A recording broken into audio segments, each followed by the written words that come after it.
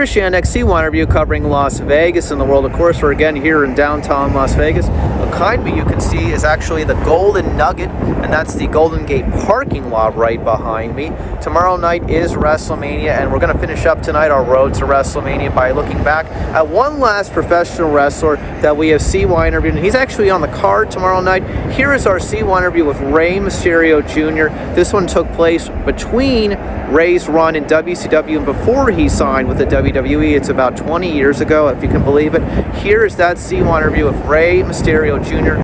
I'd like to welcome my guest this time. He's a former WCW Cruiserweight champion. He's without a doubt one of the best Cruiserweights of all time, in my opinion. And without a doubt, he's also a giant killer. I'd like to welcome my guest this time, formerly of World Championship Wrestling, the great Rey Mysterio Jr. How you doing, man? I'm doing very good, Chris. How you doing? Doing very well, man. Great. What have you been up to of late? Let's talk about this as far as the WWC in Puerto Rico and as far as wrestling in Mexico as well. Tell me all about that. Well, down WWC, I was out there for the beginning of January. Did a 3-day shot. Experimented for the first time to be in the island of Puerto Rico, and great response. Came back with the light heavyweight champion and beating Eddie Colon down there. And as far as Mexico City, I've been going back and forth. Usually go in there for a couple days, 4 or 5 days.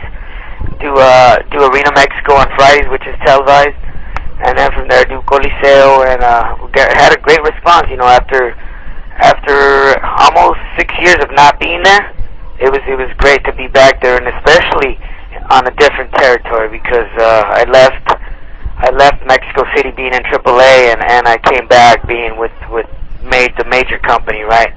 Yeah. Jim Ross has said that he would not mind bringing you in. Are there any current negotiations with the World Wrestling Federation at this time? Well, we've been conversating, and as you know, it's a big company, and it's kind of hard to get in a way. But I'm hoping that I can definitely start my career again with WWF within the next 2 or 3 months. Kevin Nash, Hulk Hogan, and Scott Hall are coming into the WWF. What are your total opinions of those guys coming into the World Wrestling Federation, as you have worked with them in WCW at times? You know what, to be honest with you, I'm a big fan of Scott Hall. I admire his work. I'm a big fan of Kevin Nash's, and I guess until I was really in the ring with him one-on-one, you know, it's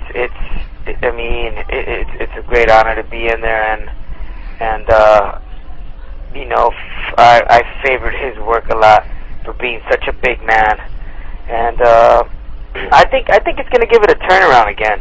You know, Scott Hall hasn't been seen in a while, and especially with Kevin Nash together. You know, who knows how they're going to run this whole thing with the NWO, or with Hogan being on their side, or if he's going to wrestle, or if he's going to be a leader, if he's going to be someone like Ric Flair. So I mean, whatever turns they do, or whatever position they put them in, I think it's going to give it a turnaround for a fact.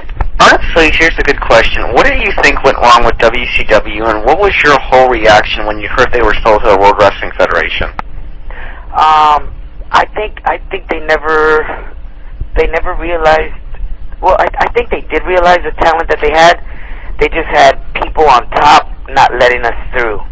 So I think that was a major factor. You know, there was so much talent there. I mean, even if it was just make us a superstar in our own division, you know, not so much with the big guys, because they would complain that we were too small, or we would do so much stuff in the ring. There was no credibility to it. But I mean, to be honest with you, I think we've flipped wrestling completely, you know. And people can adapt to seeing us and seeing the big guys work. They love both styles.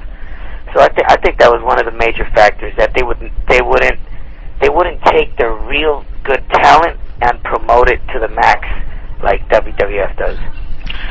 What did you think of how the WCW invasion angle was portrayed in the World Wrestling Federation? How did you think that whole was portrayed?